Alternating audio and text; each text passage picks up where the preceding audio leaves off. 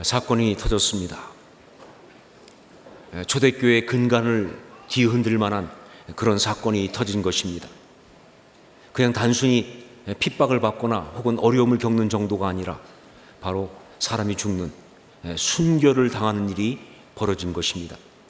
이건 정말 충격적이기도 하지만 정말 당황스러운 그런 일이기도 한 것이지요. 자, 그런데 여기서 묻지 않을 수 없는 것은요, 어쩌다가 이런 사건이 터졌을까 하는 것입니다.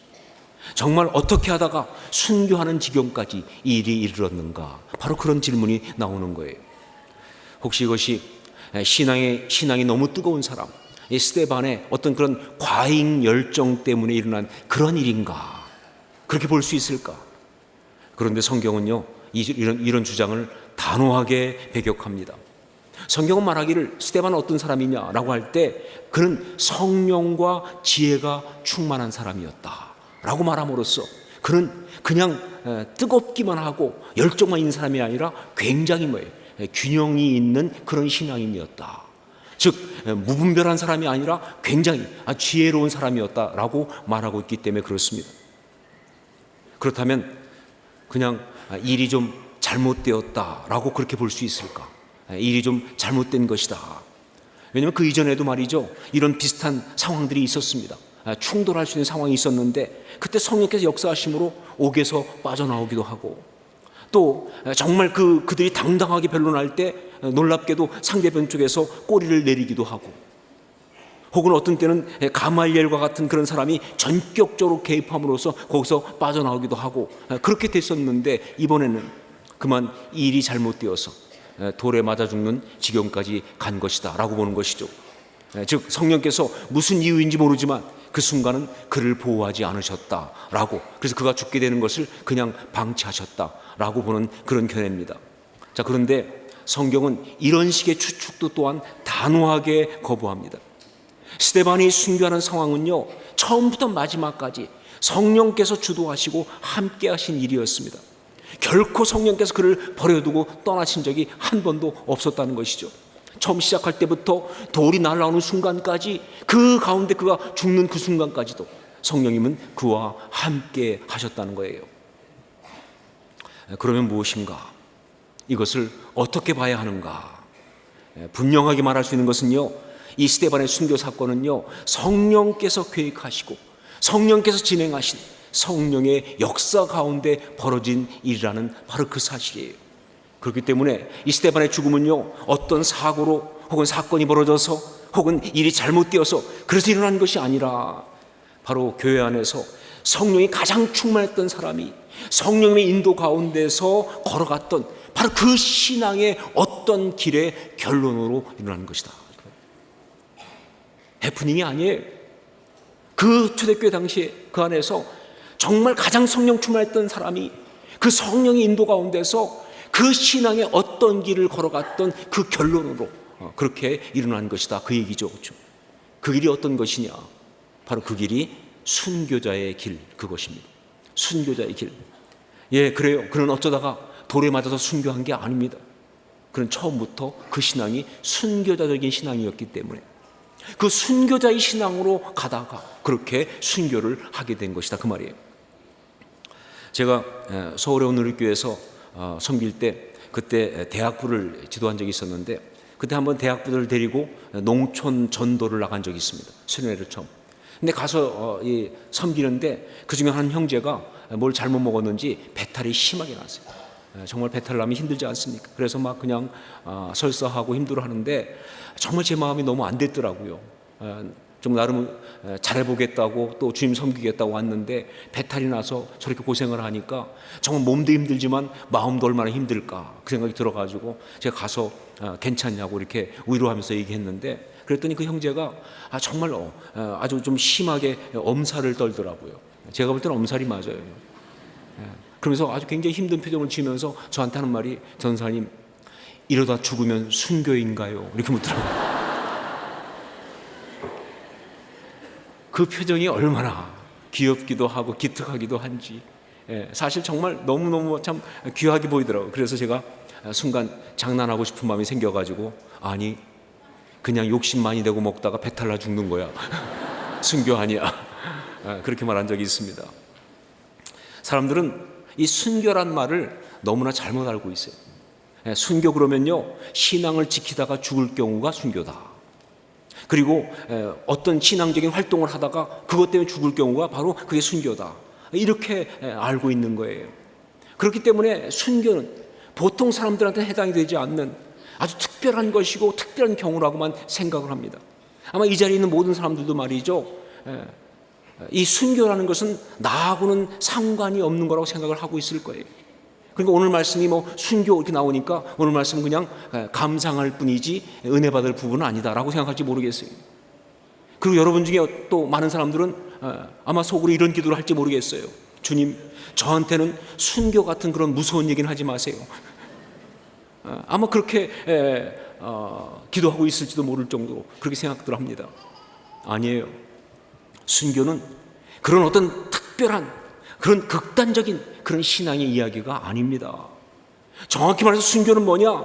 모든 신앙인에게 해당되는 아주 중요한 그리고 아주 당연한 신앙의 모습이다. 그런 것이죠. 한마디로 신앙의 길은 곧 순교자의 길이다라고 말할 수가 있는 거예요. 여기서 멀지 않은 하만, 거기에 손양원 목사님의 생가가 있습니다. 그래서 기념관도 있죠. 그래서 이제 교인들과 함께 자주 여러 번 거기 가봤습니다.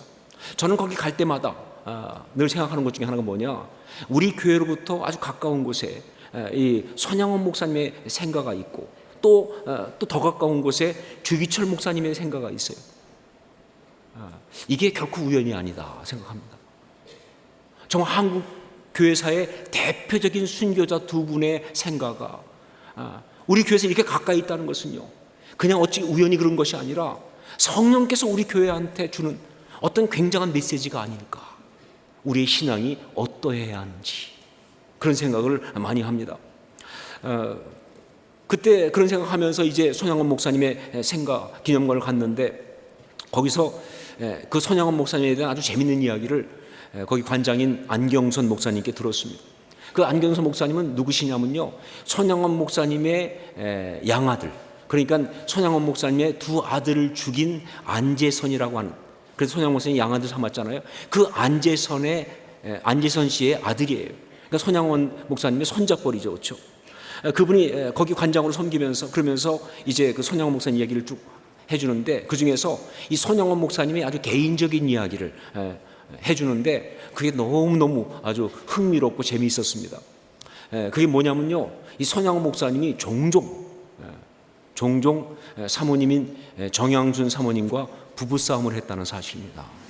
그리고 제가 재미가 없겠어요, 그렇죠? 손양원 목사님이 종종 이 정양준 사모님과 부부싸움을 했는데 내용은 이렇습니다. 손양원 목사님이 이 집회 같은 데 가면 집회하고 나서 거기서 사례를 받잖아요. 이 사례 받은 것을 갖다 그냥 다 주고 오는 거예요, 사람들한테. 그러니까 살림을 살아야 되는 이 사모님 입장에서는 너무너무 답답한 것이죠. 그러지 말라고 해도 계속 그러니까 말이죠. 그래서 그럴 때마다 이 사모님이 막 잔소리를 하는 거예요. 잔소리를 하면요, 손양원 목사님도 막 억울하기도 하고 분하기도 하고 그러잖아요, 그렇죠? 힘들고. 그래서 어떻게 하느냐, 부부싸움 할 때 손양원 목사님은요, 사모님이 막 잔소리하면 찬송을 부르기 시작한다는 거예요. 그때 부르는 찬송이 뭐냐면 이 몸의 소망 무엔가 우리 주 예수뿐일세, 그거 부르는 거예요. 당신이 아니고 예수님만 소망이다, 이런 얘기죠. 찬송을 막 부른다는 거예요. 그러면 사모님이 더 열받잖아요, 그렇죠? 계속 잔소리를 하시면은요, 그 다음에 2절부터는 아예 더 큰 소리로 하다가 방바닥을 치면서 막 찬송을 부르신다는 거예요. 무섭게 바람 부는 날 막 이렇게 하면서 말이죠. 그렇게 하다가 4절까지도 계속 사모님의 잔소리가 안 끝나면요, 4절까지 다 부르고는 벌떡 일어나가지고는 방문을 발로 뻥 차고 그리고 나가서 교회에 가서 주무시고 그랬다는 것이죠, 그렇죠? 아니, 두 아들을 죽인 그 원수까지도 용서하고 품은 사랑의 원자탄께서 정말 순교자로서 그렇게 모든 걸 되었던 이 손양원 목사님 같은 그런 이 영성의 사람이 이 부부싸움을 했다는 사실이, 이게 굉장히 정말 너무 재밌지 않아요? 그렇죠? 그것도 찬송가 불러가면서 말이죠. 저는 막 생각해 보니까 좀 외람된 얘기지만 손양원 목사님이 귀엽다 하는 생각을 하게 돼요, 그렇죠? 그렇죠. 막 찬송을 막 불러가면서 부부싸움 하고 있는 그 모습이 나름대로 정말 손 목사님 생각에 그래도 정말 감동 가운데 주님 마음 주셔서 이 받은 사례를 다 줬는데 이 마음 몰라주고 현실적인 이유로 막 잔소리할 때 얼마나 열받겠어요, 그렇죠? 그러니까 화는 나는데 그렇다고 상대할 수는 없고 그러니까 찬송 막 불러대는 그 모습이나, 그러다 견디지 못하고 방문 뻥 차고 나가서 교회 가서 주무시고 있는 그런 것들이 말이죠, 너무너무 정말 재밌다 하는 생각을 했습니다. 그런데 이 이야기에서 제가 정작 은혜 받은 것은 다른 곳에 있습니다. 그건 뭐냐면 이 위대한 순교자이신 손양원 목사님도 그 모습이 우리하고 너무나 똑같다는 그 사실. 여러분은 모르겠지만 저하고는 정말 똑같아요. 이 사실이 너무너무 은혜가 되는 거예요. 여기서 깨달은 것은 이겁니다. 처음부터 특별한 분이어서 순교한 것이 아니다. 처음부터 그분의 신앙이 특별하기 때문에 그렇게 순교할 수 있었던 것이 아니다 하는 거예요. 그냥 우리하고 똑같은 믿음이에요. 같은 신앙이지만 그 신앙을 갖고 살아가는 가운데 이 순교의 상황이 왔기 때문에, 그런 상황이 왔기 때문에 순교하신 거예요. 바로 그것이 손양원 목사입니다라는 바로 이 사실을 깨닫는 것이 너무나 은혜가 됐어요. 여러분, 그렇습니다. 순교는 어떤 특별한 것이 아니라, 특별한 사람만이 하는 것이 아니라 그냥 우리 신앙의 그 길의 본질인 거예요. 그러니까 정말 우리가 신앙생활을 하고 있는 이 신앙이 정말 제대로 되어 있다면, 이게 정말 바른 것이라고 한다면 바로 그 신앙은 순교하는 신앙이 되어야 한다, 그 말입니다. 우리 모두의 신앙의 길은요, 바로 순교자의 길이 되는 거예요. 스데반도 그렇습니다. 성경이 스데반의 순교 이야기를 기록하면서 말하고 있는 메시지도 그렇습니다. 성경이 이 말씀을 기록할 때 우리 보고 그냥 감탄만 하라고 기록한 거 아니에요. 와, 정말 대단한 분이다 라고 그렇게 말하라고 기록한 것이 아니에요.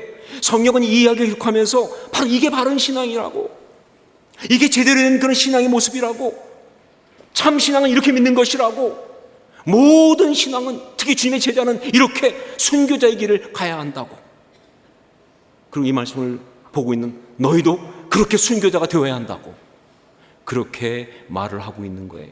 이게 오늘 메시지예요. 데이비드 왓슨이라고 하는 분이 제자도라는 책을 썼습니다. 거기에서 제1장에 제자로의 부름이라고 하는 부분에서 그 첫머리에 디트위드 보네포의 말을 인용하고 있습니다. 그리스도께서 사람을 부르실 때에는 그로 하여금 와서 죽으라고 명령하시는 것이다 라는 말씀입니다. 제자도가 뭐냐? 주께서 부르심으로 제자가 되는데, 그런데 놀라운 건 뭐냐? 주님은 당신의 제자를 부르실 때 와서 죽으라고 명령하신다는 거예요. 그러니까 제자도는 처음부터 순교자의 길이에요. 제자도의 궁극적 방향은 순교자가 되는 것입니다. 이 순교자의 길이 바로 우리 신앙의 궁극적 본질이고 방향이 되는 것이다. 그러므로 우리 모두는 다 이 순교자의 길을 걸어야 하는 것이죠. 이게 맞는 신앙입니다. 아무리 힘들고 어려워도 우리는 이 순교자의 길을 걸어가야, 그것이 바로 신앙의 길인데, 자, 그렇다면 우리는 어떻게 그 길을 걸을 수가 있을까? 어떻게 해야 이 순교자의 길을 걸을 수가 있을까? 우리의 신앙의 선배인 스데반 집사님이 보여준 그 순교자의 길, 그 신앙의 길을 통해서 그 길을 걸을 수 있는 핵심 두 가지를 우리가 볼 수가 있습니다. 첫째가 뭐냐? 주만 바라볼지라, 그것입니다. 주만 바라볼지라.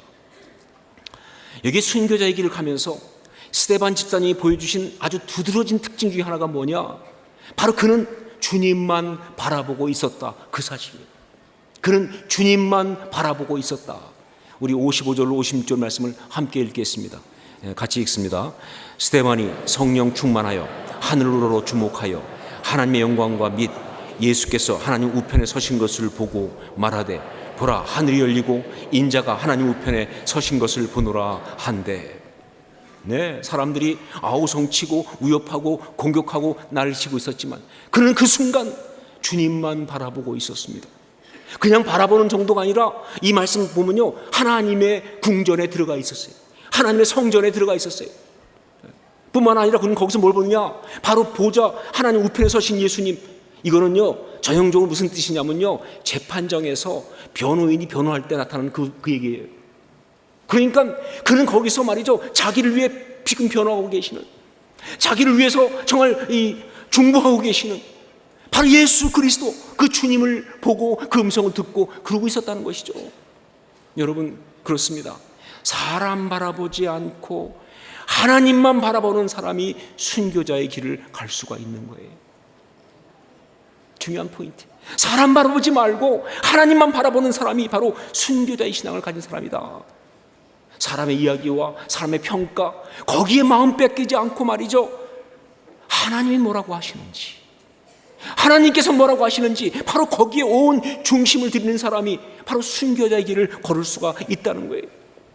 무엇보다 세상 아무리 힘들고 어려워도 말이죠, 정말 그 가운데서 세상에선 정말 희망이 없고 소망이 없고 그런 순간이라 할지라도 그 가운데서 여전히 나를 위해 중보하시고 나를 위해서 정말 변호해 주시는 우리 주님의 그 음성을 듣고 그 주님 바라보면서 거기에서 세상이 줄 수 없는, 세상이 알 수 없는 그 힘과 위로를 경험하는 사람이 바로 순교자의 길을 걸을 수가 있는 것이다 하는 것입니다. 제가 아는 한 성도님이 정말 힘든 일을 겪었습니다. 뭐 그 정도면 하나님을 원망하고 잘못하면 신앙을 떠날 수도 있겠다 싶을 만큼 어려운 일이었어요. 마음이 너무 제가 무겁고 힘들었고 걱정이 돼가지고 그래서 제가 전화를 했습니다. 그런데 그 전화 통화하면서 그분이 그 전화상으로 저한테 간증을 하는데 정말 저는 그때 은혜 많이 받았어요. 그분은 말하기를 정말 힘들었다고, 죽고 싶을 만큼 힘들었다고, 그래서 원망이 마음속에서 막 올라오고 그러고 막 그러는데 그래도 그 순간 그래도 기도해야겠다는 생각이 들어서, 이 기도해야겠다는 생각이 들었다는 자체가 참 대단한 거죠, 그렇죠? 그래가지고 엎드려 기도하면서, 그러면 거기서 그분이 또 재밌는 농담도 하더라고요. 엎드려 기도하면서 그러더니 한 얘기가 사실 뭐 엎드릴 것도 없었대, 이미 엎어져 있었기 때문에. 근데 그게 딱 스데반의 이야기하고 비슷해요. 여러분, 스데반 이야기 보면요, 그가 마지막에 무릎 꿇고 기도하거든요. 근데 주석가들 보면 그렇게 돼 있어요. 스데반이 일부러 무릎 꿇은 것이 아니라 돌에 맞아 쓰러진 거라는 거예요. 근데 쓰러진 상태에서 스데반은 기도했다는 거예요. 이게 그 신앙의 아름다움이라는 거예요. 정말 그 비슷하게 이분도 그냥 너무 힘드니까 그냥 엎어져 있었기 때문에 그냥 그 상태에서 엎드려 기도하는데, 그런데 정 기도가 안 나오더라는 거, 어떻게 할 수가 없잖아요. 그래서 그냥 주님 이러고 부르고 있는데 그때 자신의 온 몸으로 들려오듯이 주의 음성이 들리더라는 거예요.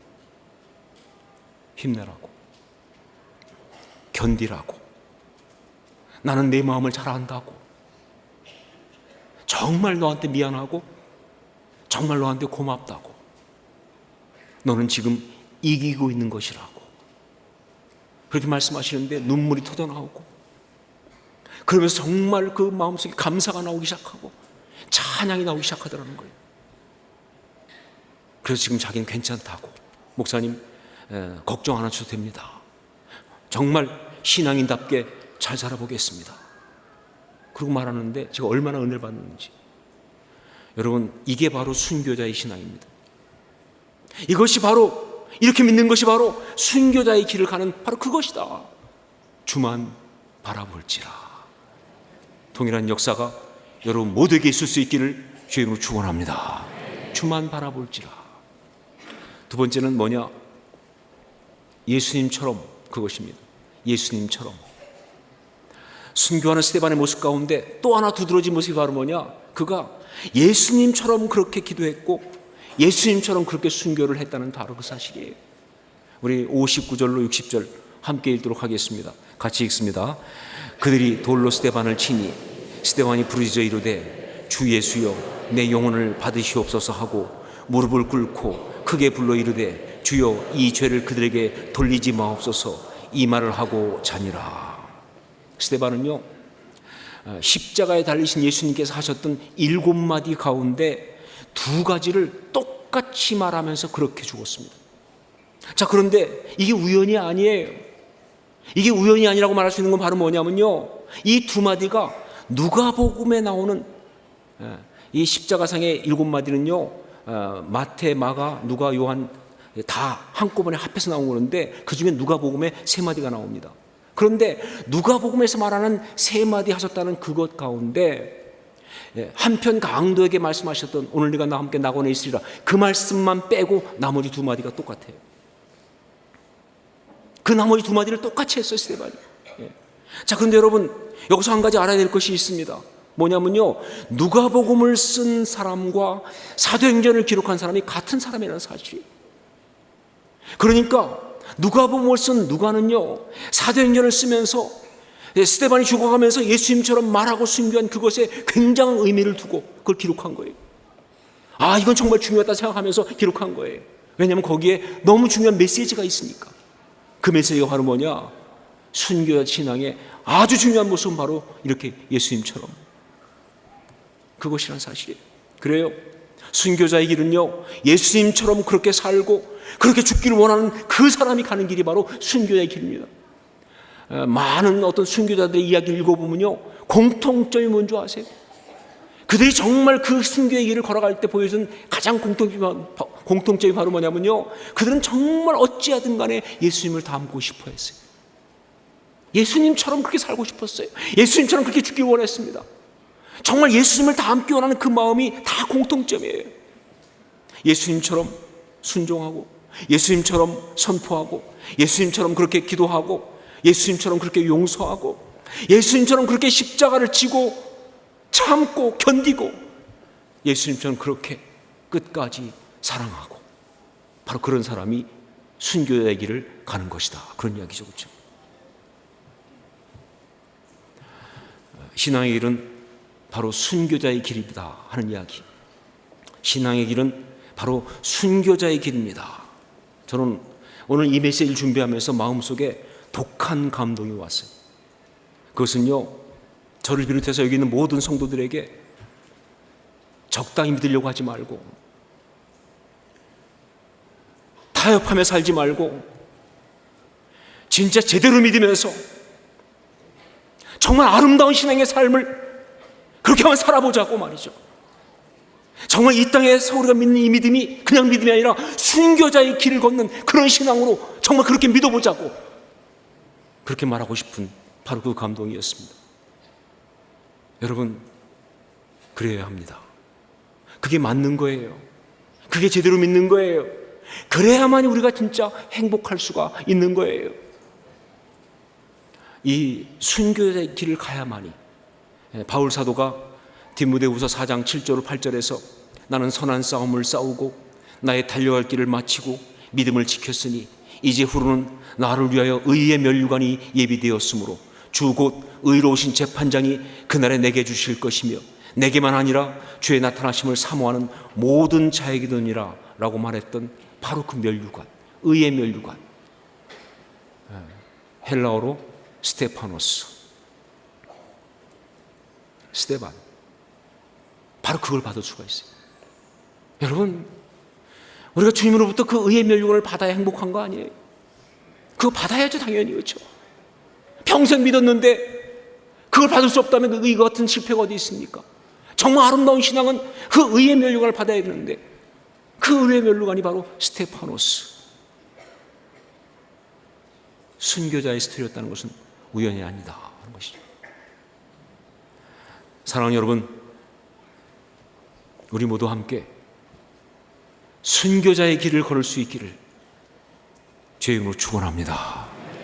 그냥 믿지 말고, 적당히 믿지 말고 순교자의 길을 걸어가는 신앙으로 아름답게 설 수 있기를 주의 이름으로 축원합니다. 기도하겠습니다.